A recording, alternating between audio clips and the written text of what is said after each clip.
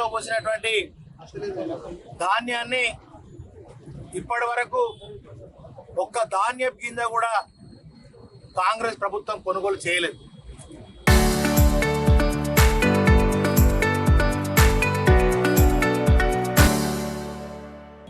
కొంతమంది ఎమ్మెల్యేలు తూతూ మంత్రంగా కొబ్బరికాయలు కొట్టి హడావుడి చేసి కొనుగోలు సెంటర్లు ప్రారంభం చేసినామని గప్పాలు కొడతా ఉన్నారు. కానీ కొనుగోలు సెంటర్ ప్రారంభించడం కాదయా, కొనుగోలు చేయాలి. కొబ్బరికాయలు కొట్టుడు కాదు, కొనుగోలు చేయాలి. ఇవాళ కాంగ్రెస్ ప్రభుత్వం వచ్చిన తర్వాత మరి రైతులను వెన్నుపోటు పొడుస్తూ ఉంది. ఇప్పటి వరకు 25 రోజులుగా ధాన్యాన్ని కొనకుండా కొర్రీలు పెడతా ఉంది.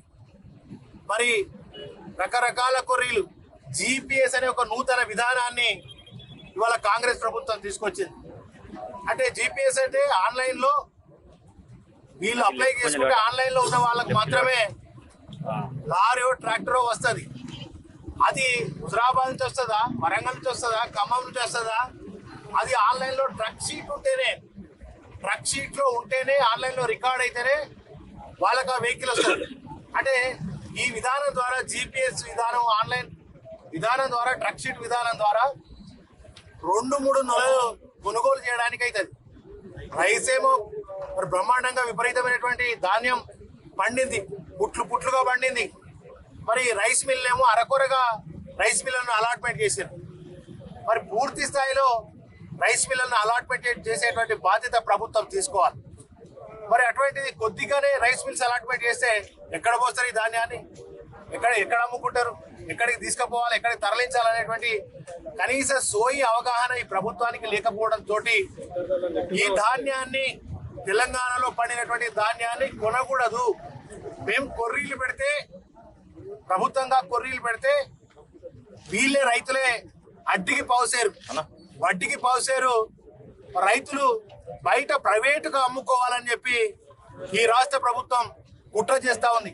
దళారులకు అమ్ముకుంటే వీడవుతుంది. అంటే ఆల్రెడీ ముఖ్యమంత్రి గారు చెప్పారు, రేవంత్ రెడ్డి గారు, ఉత్తమ్ కుమార్ రెడ్డి గారు చెప్పారు, తుమ్మల నాగేశ్వరరావు గారు చెప్పారు, ధాన్యాన్ని మేము కొనుగోలు చెయ్యము, కేంద్ర ప్రభుత్వం కొనుగోలు తీసుకొని అంటుంది కనుక మేము కొనుగోలు చేయాలంటే కేంద్ర ప్రభుత్వం, అటు నరేంద్ర మోడీ సర్కారు, అదేవిధంగా ఇక్కడ ఉన్నటువంటి రేవంత్ రెడ్డి సర్కారు రైతుల ద్రోహ ప్రభుత్వం. ఇది రైతు ద్రోహి ప్రధానమంత్రి ఒక దిక్కు అయితే, రైతు ద్రోహి సీఎం రేవంత్ రెడ్డి కనుక ఈ కొత్త నూతన విధానాలు తీసుకొచ్చి, అదే కేసీఆర్ గారు ఉన్నప్పుడు తడిసినా, మొలకెత్తినా, రంగు మారినా, చివరి గింజ వరకు కూడా ధాన్యాన్ని కొనుగోలు చేసి వారం రోజుల లోపు ఆ కొనుగోలు చేసేటువంటి ధాన్యాన్ని బ్రహ్మాండంగా వాళ్ళ ఖాతాలలో డబ్బులు వేసింది కేసీఆర్ గారి ప్రభుత్వం. రైతు బాంధవుడు అనేటువంటి కేసీఆర్ గారు, రైతు కష్టాలు తెలిసినటువంటి కేసీఆర్ గారు కనుక ఇవాళ మరి ఆనాడు రైతులు ఎక్కడ కూడా ఇబ్బంది పడలే. బ్రహ్మాండంగా వాళ్ళకు అన్ని రకాల సౌకర్యాలు కలిగించినాం. రైతు బంధు ఇచ్చినాం, రైతు చనిపోతే 5 లక్షలు ఇచ్చినాం.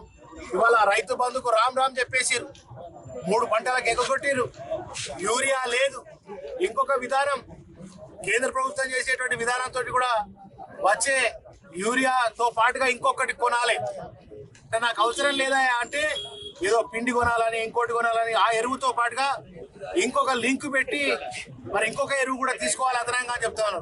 మాకు అది కొనడానికే తిప్పలైతుంది, మేము ఇది కొనలేము, మాకు యూరియా కొరత ఉందని రైతులు మొత్తుకుంటా అంటే మరి దానికి లింక్ చేసి మరి రైతు నడ్డి విరిచేటువంటి విధంగా, రైతు మీద భారం వేసే విధంగా కేంద్ర రాష్ట్ర ప్రభుత్వాలు చేస్తున్నాయి కనుక మీరు వెంటనే వీటన్నిటిని ఉపసంహరించుకొని కేసీఆర్ గారు అమలు చేసినటువంటి విధానం, ఆనాడు కొనుగోలు చేసినటువంటి విధానాన్ని అమలు చేసేదాకా రైతుల పక్షాన బీఆర్ఎస్ పార్టీ కొట్లాడుతూనే ఉంటుంది.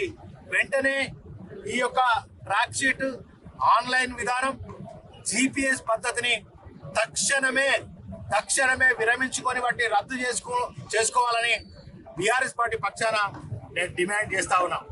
సో ఈ విషయం గల రైతులంతా అన్నమో రామచంద్ర అని అరిగోసపడుతున్నటువంటి పరిస్థితిని ఇవాళ రేవంత్ రెడ్డి సర్కార్ తీసుకొచ్చింది కనుక ధాన్యాన్ని 2 రోజుల లోపు పూర్తి స్థాయిలో పాత విధానంలో కొనుగోలు చేయకపోతే చొప్పదండి నియోజకవర్గం రైతులందరితో పాటు పెద్ద ఎత్తున ఉద్యమాలు చేస్తాం. కలెక్టరేట్ కూడా ముట్టడి చేస్తాము. రైతుల ధాన్యాన్ని పాత విధానం కొనసాగించేదాకా రైతుల పక్షాన నిరంతరం కొట్లాడుతూనే ఉంటామని చెప్పి డిమాండ్ చేస్తాం.